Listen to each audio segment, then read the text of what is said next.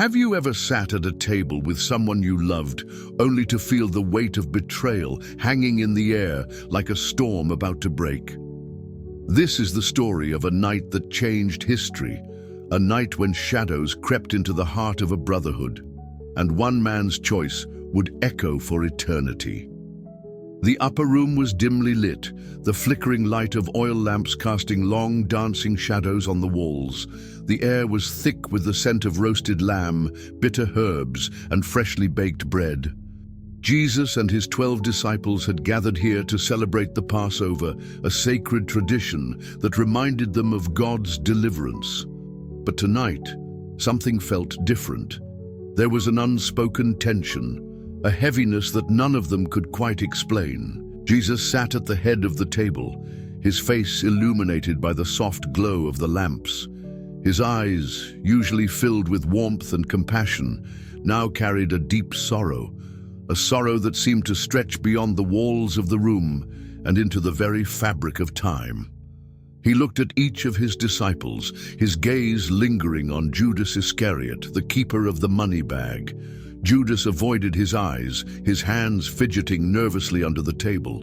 Breaking the silence, Jesus spoke, his voice steady but laced with emotion. "I have eagerly desired to eat this Passover with you before I suffer." The disciples exchanged uneasy glances, their hearts stirred by his words. What did he mean by suffer?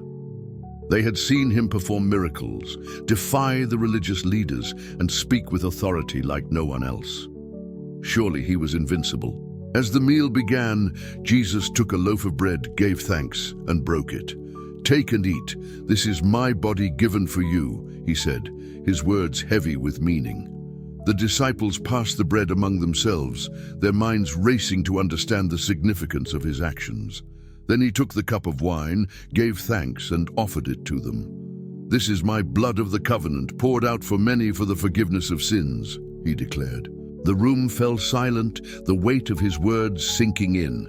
But before they could process what he had said, Jesus dropped a bombshell that shattered the fragile peace of the evening.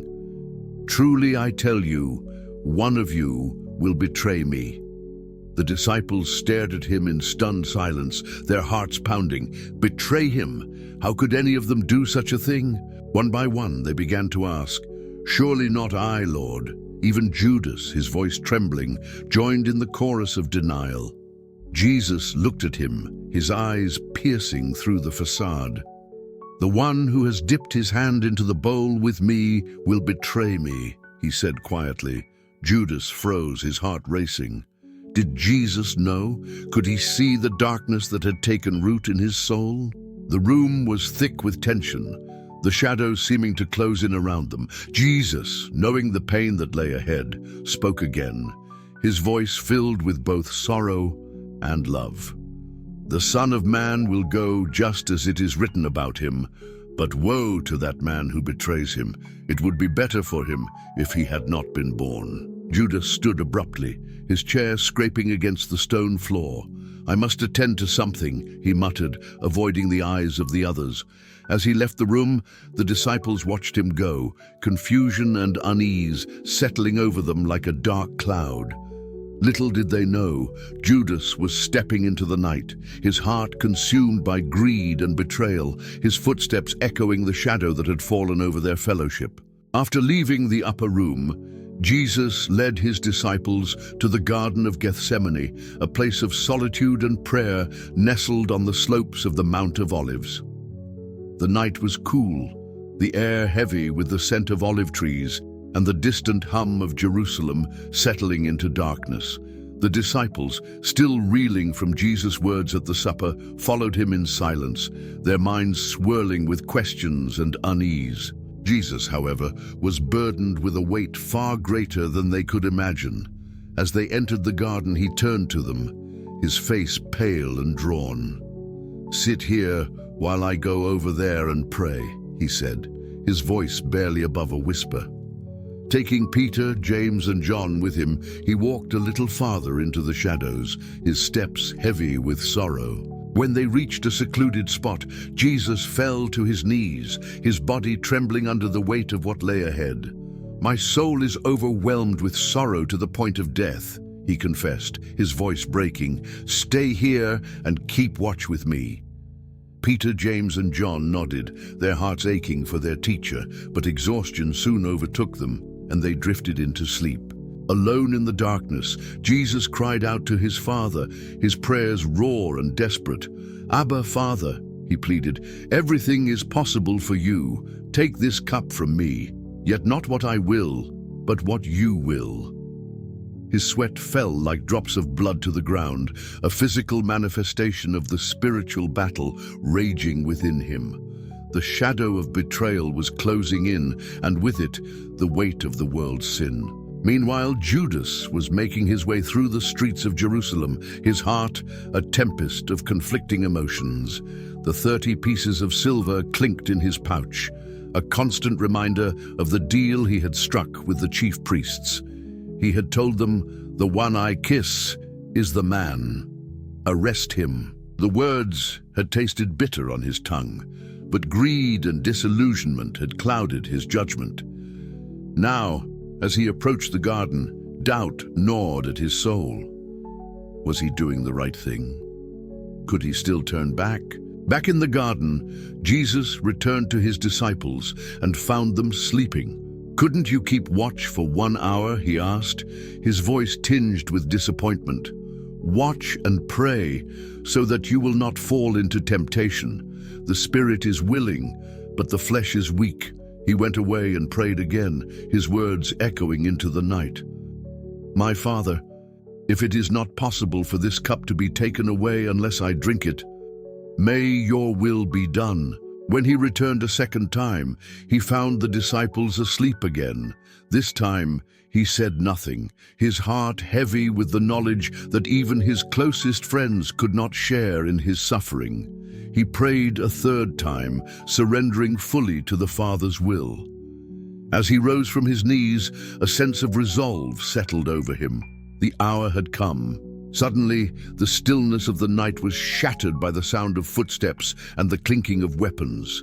Torches flickered in the distance, their light cutting through the darkness like swords. Judas was at the front of the mob, his face a mask of determination and despair. He approached Jesus, his voice trembling as he said, "Greetings, Rabbi," and kissed him on the cheek. Jesus looked at him, his eyes filled with a mixture of sorrow and love. "Judas, are you betraying the Son of Man with a kiss?" The words hung in the air, heavy with unspoken pain. The disciples, now fully awake, scrambled to their feet, their confusion turning to anger. Peter drew his sword and swung at the high priest's servant, cutting off his ear. But Jesus stopped him with a gentle rebuke. "Put your sword away. Shall I not drink the cup the Father has given me?" The mob seized Jesus, their hands rough and unyielding. The disciples, overcome with fear, fled into the night, their loyalty shattered by the weight of the moment. Only Peter and John lingered at a distance, their hearts torn between fear and devotion. As Jesus was led away, the garden fell silent once more, the shadows of betrayal and abandonment stretching long and deep. As Jesus was led away from the garden, bound and surrounded by armed guards, the disciples scattered like sheep without a shepherd. Peter, however, followed at a distance, his heart torn between fear and loyalty. He couldn't bear to abandon Jesus completely, yet he dared not get too close. The night air was thick with tension, the streets of Jerusalem eerily quiet as the city slept, unaware of the unfolding tragedy. Jesus was taken to the high priest's house, where the religious leaders had gathered to put him on trial. False witnesses were brought forward, their accusations twisting his words and deeds into crimes worthy of death. Yet through it all, Jesus remained silent, his calm demeanor a stark contrast to the chaos around him. Finally, the high priest demanded, "Are you the Messiah, the Son of the Blessed One?" Jesus looked at him, his eyes steady and filled with authority. "I am," he said, "and you will see the Son of Man sitting at the right hand of the Mighty One and coming on the clouds of heaven." The high priest tore his robes in outrage. "Blasphemy!" he cried. "What further need do we have of witnesses? You have heard the blasphemy. What is your verdict?" The council unanimously condemned him to death. Meanwhile, Peter lingered in the courtyard below, trying to blend in with the servants and onlookers. 3 times he was recognized and accused of being one of Jesus' followers. 3 times he denied it, his voice growing more desperate with each lie. As the rooster crowed, Jesus turned and looked at Peter, their eyes meeting across the courtyard. In that moment, Peter remembered Jesus' words, "Before the rooster crows twice, you will deny me 3 times." Overcome with guilt and shame, Peter fled into the night, weeping bitterly. Judas, too, was wrestling with the consequences of his actions. When he saw that Jesus had been condemned, he was seized with remorse. He returned to the chief priests and elders, throwing the 30 pieces of silver at their feet. "I have sinned," he cried. "I have betrayed innocent blood." But they dismissed him coldly. "What is that to us? That's your responsibility." Judas, unable to bear the weight of his guilt, went out and hanged himself. As dawn approached, Jesus was brought before Pilate, the Roman governor. The religious leaders accused him of stirring up rebellion and claiming to be a king. Pilate, sensing their envy and finding no fault in Jesus, tried to release him. But the crowd, stirred up by the chief priests, demanded his crucifixion. "Crucify him," they shouted. "We have no king but Caesar." Reluctantly, Pilate handed Jesus over to be flogged and crucified. The soldiers led Jesus to Golgotha, the place of the skull. There, they nailed him to a cross between 2 criminals. As he hung there, enduring unimaginable pain, he looked down at the crowd and prayed, "Father, forgive them, for they do not know what they are doing." The sky grew dark, and at the 9th hour Jesus cried out, "It is finished," and breathed his last. The earth shook, the temple curtain tore in 2, and a centurion standing nearby declared, "Surely this man was the Son of God." But the story doesn't end there. 3 days later, at the break of dawn, Mary Magdalene and the other women went to the tomb to anoint Jesus' body. To their astonishment, they found the stone rolled away and the tomb empty. An angel appeared to them saying, "Do not be afraid, for I know you are looking for Jesus who was crucified. He is not here. He has risen, just as he said." The shadow of betrayal had been swallowed by the light of resurrection. Jesus' sacrifice had broken the chains of sin and death, offering redemption to all who would believe. The disciples, once paralyzed by fear, were transformed by the reality of his resurrection. They went out boldly, proclaiming the good news to the ends of the earth. Did this story touch your heart? Let us know in the comments below. What part spoke to you the most?